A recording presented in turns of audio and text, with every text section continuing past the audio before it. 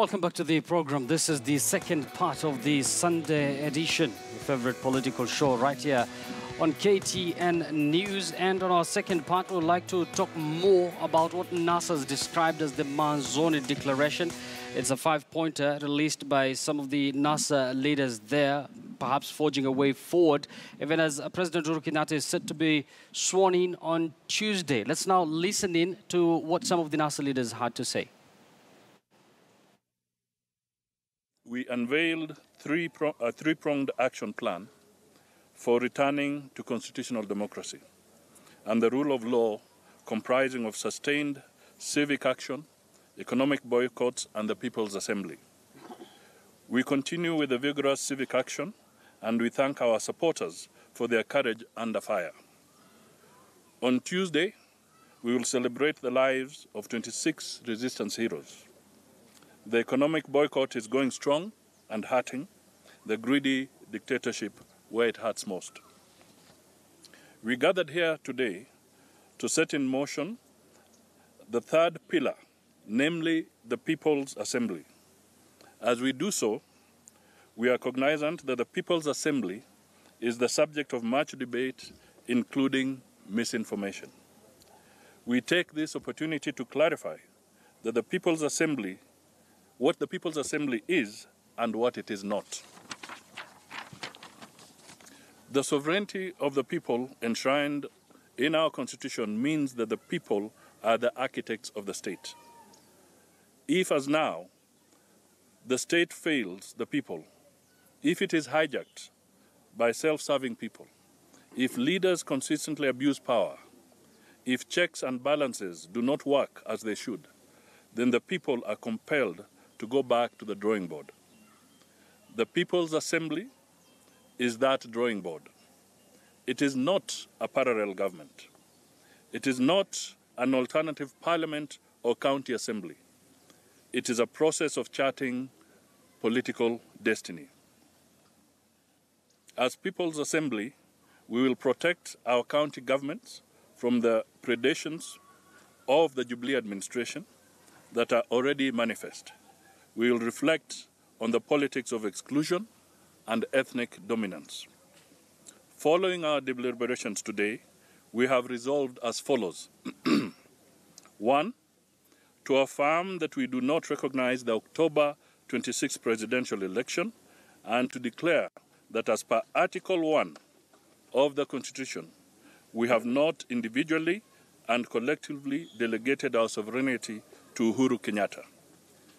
In this regard, we call upon our members of parliament not to participate in vetting Uhuru Kenyatta's cabinet and other appointments.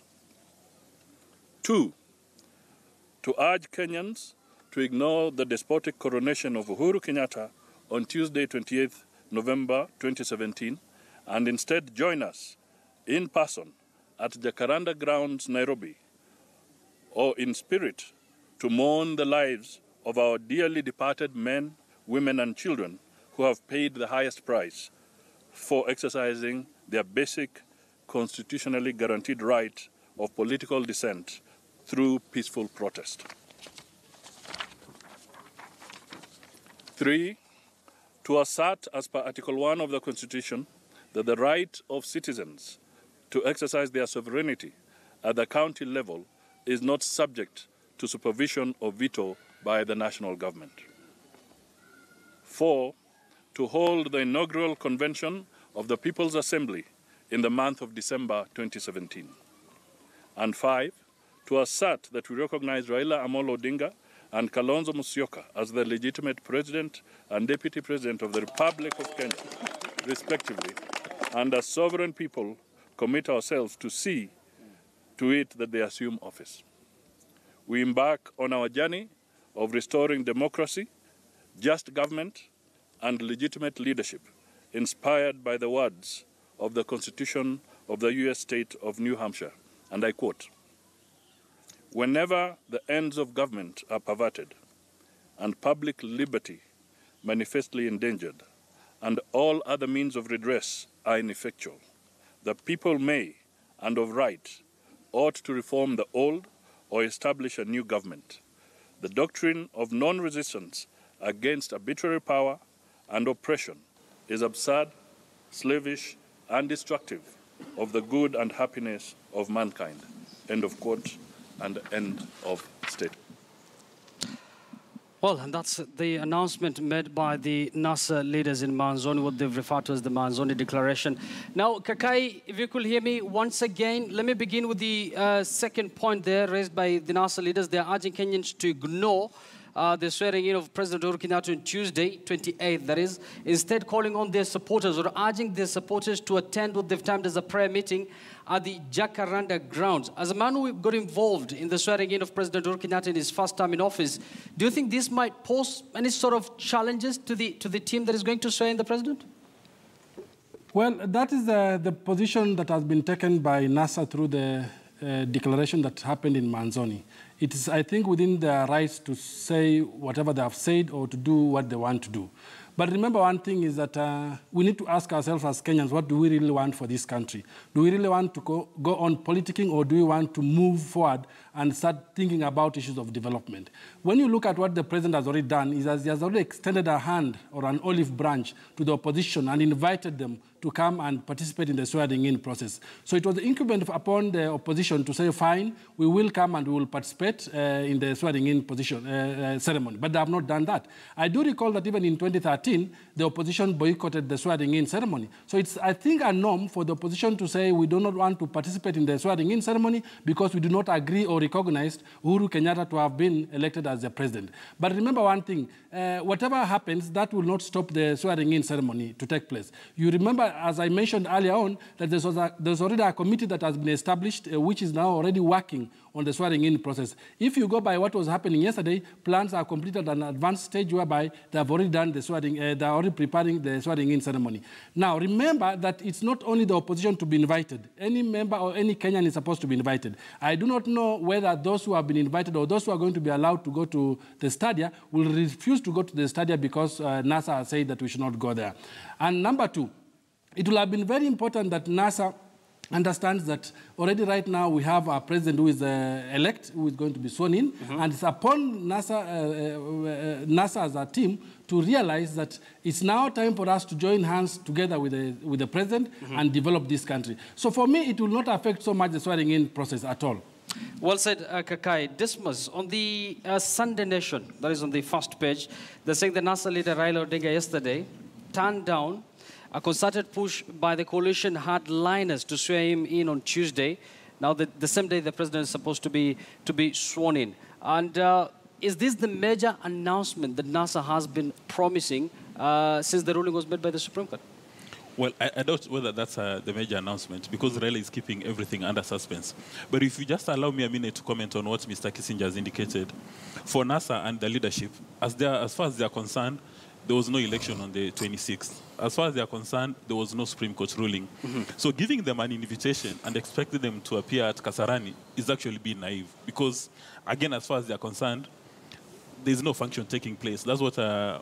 Musalia Mudavadi has indicated. So this invitation is merely a statement of PR aimed at making some people excited and maybe to attend a party. But at the end of the day, Yusuf, had IBC conducted a free, fair, and credible election, so that when they pronounce a winner, we know for a fact A has won, B has lost.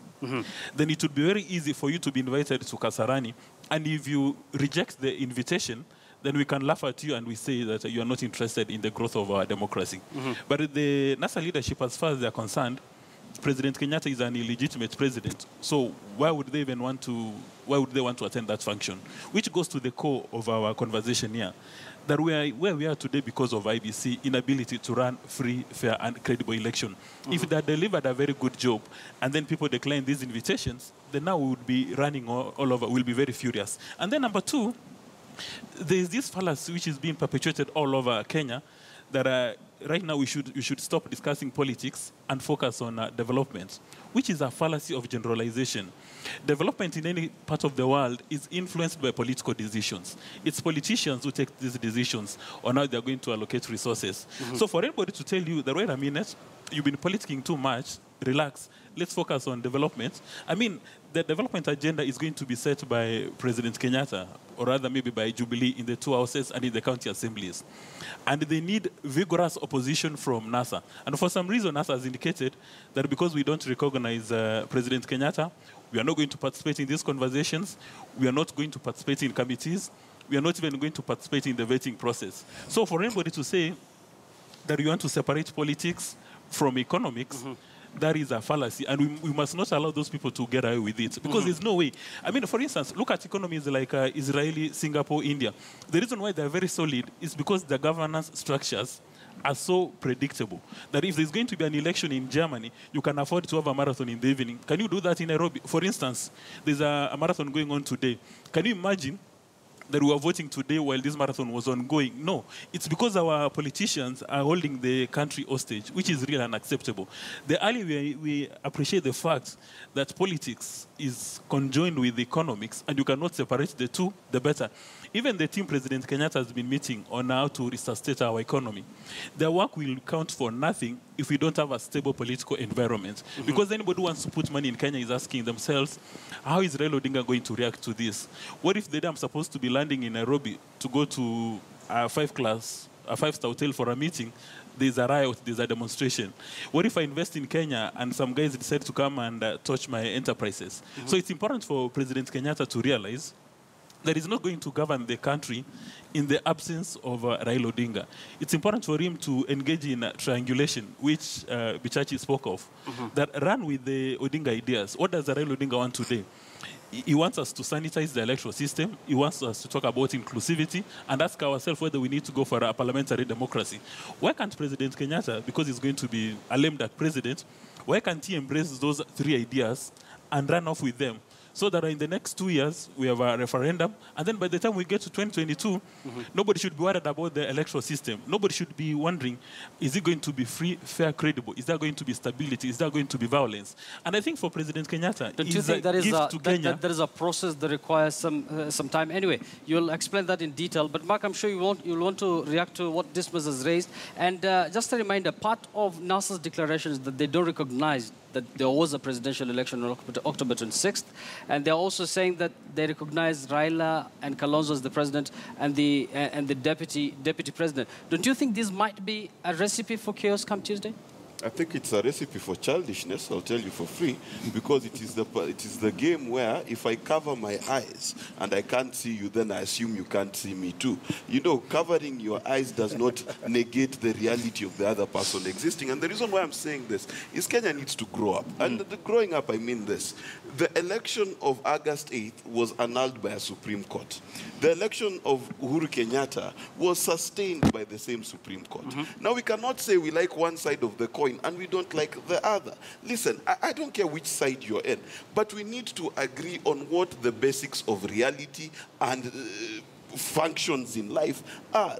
If we cannot agree that beyond the IEBC we have a Supreme Court which we have vested our trust on, then we can't move forward. You see, twice in the last 20 years of American history, for example, the Democrats have lost on the Electoral College vote when they won the popular vote, both in terms of Al Gore and Hillary Clinton, okay? The Democrats have not held their country hostage. You understand? And this is the key difference. We need to agree, just like in a football match, the ref's mistake is final. It might be a bitter pill to swallow, but the truth of the matter, if the referee did make a mistake, we have to respect that referee. But in this particular case, we've had two referees in this particular match. We've had the IEBC, which ran the October 26th poll, which was then vetted by the Supreme Court. Why are we ignoring these things? It is okay for me not to like Yusuf as a host of the show.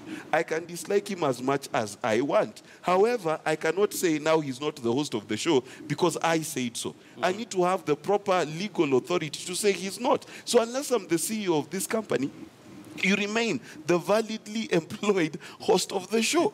And that's how it works. So the reality of the matter, by the powers that vest constitutional powers upon a certain office, Uhuru Kenyatta has met that threshold. Can we stop talking nonsense as a country? And my last point is this. Have we exhausted the opportunities for opposition in this country? The truth is we've not. The truth of the matter is there is space in this country for the opposition to get their voice heard. In fact, it is my sincere hope that the opposition gets into the place where they're not resisting outside the framework of the Constitution, but are resisting in Parliament. They're resisting in their county assemblies. I wish their resistance was shown by the fact that NASA counties should do better than Jubilee counties. That is the kind of resistance I want to see. I want to see us give an example and say, you see, we told you we can do better, and we are doing better. Hesbon, do you agree with Mark that NASA, the opposition, is holding the country hostage? No, I want to disassociate myself completely with his standpoint because I think he has taken a stand based on a number of assumptions. First, assuming that the think tanks behind NASA, the ideologues behind Mark, NASA, you'll have time to react. yes, are actually exercising something that is based on nonsense, which I want to believe is very regrettable. Now, if you look at the Manzoni Declaration and the 5 points that they have, you actually see a team that actually sat down, structured their way forward, looked at the Constitution, the three-pronged approach that they have. You look at it keenly, you realize that it is within the wrappings of the Constitution, the People's Assembly, economic boycott, and of course, civic disobedience.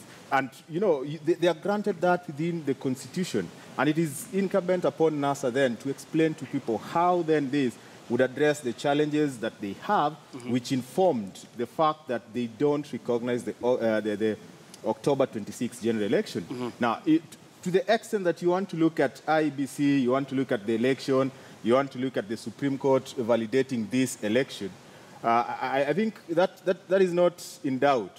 That President Uhuru Kenyatta was validly elected according to IEBC. President Uhuru Kenyatta's election was upheld by the Supreme Court. And within the law, there is a certain degree to which we must respect this institution and say that this is a validly elected president. But then, you have to be a conscious Kenyan to understand that we have problems. And if you are a conscious Kenyan, you need to be working towards addressing these problems. Recognition of President Uhuru Kenyatta, agreeing with the Supreme Court ruling, probably is missing the point of what actually needs to happen in this country.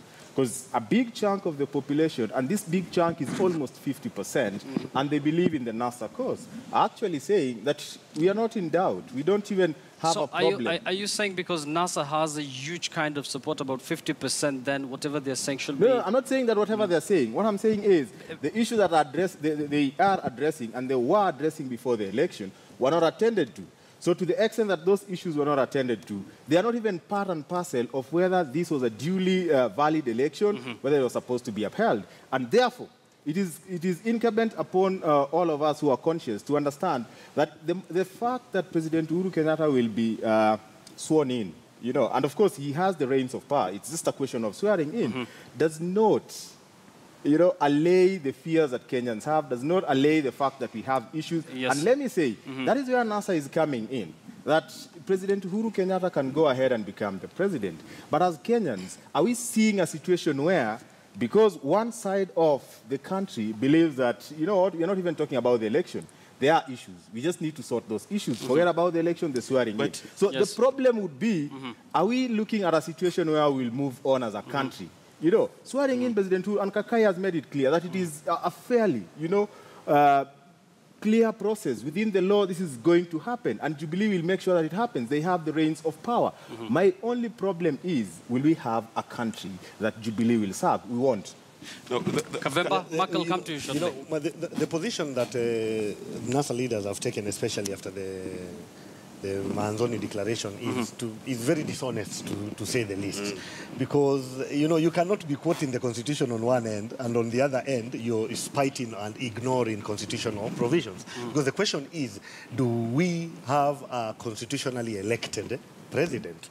Do we have, after the swearing in, are we going to have a constitutionally recognized government in place. Yes, we are going to have. They are saying clearly that they are not going to recognize that. At what point did we get to going outside the constitution? Because when we started all this, it's always good to take people to context so that we see at what point did we get off the rail. Because when we were going for the 8th August election, we all were party to it. And when there were issues, we all confined ourselves to what the Constitution says about sorting out those issues. NASA went to court.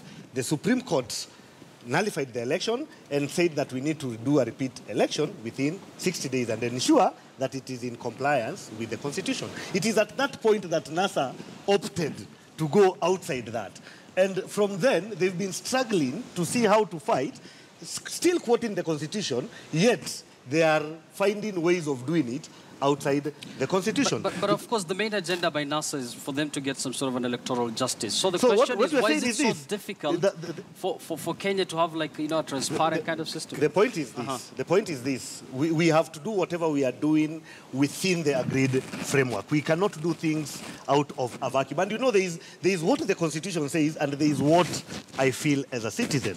Just to remind you, from 2013 to 2017, as per Makao Mutua professor, there has been no president in Kenya. And that has not made Uhuru Kenyatta less of a president. It is a fact that he opted for his own reasons. He called it conscience. I remember when he came to be interviewed as a Chief Justice, he had to defend that. And he said, yes, as a matter of conscience, he decided that. But that does not mean and did not mean that Kenya did not have a president. I want to equate what is happening to NASA the same to what Makao Mutua said, and say this, that the most important thing is that we need to be very honest with ourselves, so that we give it time. The Uhuru Kenyatta is sworn in as the president, then acknowledge that there is a president, and then look for a forum to now discuss whatever issues you're talking about, so that if there are issues, then we don't do them when in a vacuum. We first establish order, we establish government, then now the government is legally mandated and also duty-bound to listen to whatever issues that are coming up from the citizens, which is what Mark I think you've delivered your point. Mark, react to that shortly. Mark is supposed to react to me, but I need to react to Kavem. Let me react to you. My argument is very easy. Number one, when you say there is no president, okay, what exactly are you resisting? Because the problem is this. You say there is a problem. You are the one saying there's a problem. Then you set the exam of what solving that problem looks like, and completely without consulting any other institution, you decide when the IEBC has met that threshold or not. It cannot work like that. And that's why we have arbiters in the courts. As it is, do you think IEBC has delivered? You see, the truth of the matter is this. I am honor-bound. If I'm sitting here as a Kenyan citizen, I am honor-bound to respect the decision of the judiciary, because that is the apex court in the land. The moment I refuse to listen to that judiciary, I am landing my country in chaos, regardless of what I feel, okay? So the truth of the matter is this. If NASA is willing to come to the point, okay, where they're saying that there are certain institutions in this country which we even participated in creating, because the judges in the Supreme Court were appointed by Parliament, which NASA then COD was a part of. And therefore, since they participated in that process, can they respect their own process and remain within the rule of law? And my second point is very easy. We have not exhausted the opportunities within the Constitution to fix our issues. For example, we have the county revenue allocation structure, which guarantees every county to receive a certain amount of money. Why are we acting like we don't have institutions to fix these so-called issues? Hezbollah. I think from where I sit, NASA respect all the institutions, and that's why they say they're not going to recognize. They did not say that they disagree with these institutions. And I think I made my point clear that President Uhuru Kenyatta is duly elected within the frameworks of the law, and he'll be sworn in. The question we need to ask ourselves, are we going to have President Uhuru Kenyatta's presidency like we had in 2013, 2017? No, we are not, because Raila Odinga, NASA fraternity, all the principles, they are not equivalent to Professor Makao Mutua. Makao Mutua is an individual with very little following, apart from the family following. And therefore, you cannot say that because he said that and we survived, we are going to survive when 5 principles in NASA are saying they're not going to recognize. This basically speaks to the fact that if these guys are not going to recognize President Uhuru Kenyatta's presidency, which is due, you know, within the law, and actually swearing in is part and parcel of what the law requires. No one can stop that, not even NASA. But how are we going to deal with these Kenyans who believe so much in the fact that President Uhuru Kenyatta is not duly elected? They believe in the NASA cause. And you see, there's a big chunk of these Kenyans who didn't even vote, including Kenyans from my constituency and my county. How are we going to have these people have the same aspirations as other Kenyans who believe in the Jubilee government? Yeah. But before I even stop, I think it is also important that when we are addressing some of these things, we run away from looking at them from a point of, you know, we are Jubilee, we are NASA. I'm not even sympathetic to the NASA cause. I'm not even happy that Uhuru is going to be elected as a president. I'm actually indifferent because the rule of the law already dictates that there is nothing I can do. My question is, as a country, are we going to have a presidency? Are we going to have a governance that will sustain us? I don't think we are going to have that. And I don't think President Uhuru Kenyatta wants to lead a country that is divided. Yeah, and I clearly, think we also have divided opinions. Hesbon, we need to take a break, and I've seen this much smile. I think you've delivered his point already. Anyway, the discussion will continue right here on Sunday edition. But when we come back, clearly we have divided opinions here. It is a divided country, apparently, by some of the NASA leaders are clearly saying that. So the question is, how will the president-elect, once sworn into office, unite the whole country? That is the million-dollar question. I'm going to engage Kakai Kissinger shortly after this short break. Don't go too fast. Stay with us.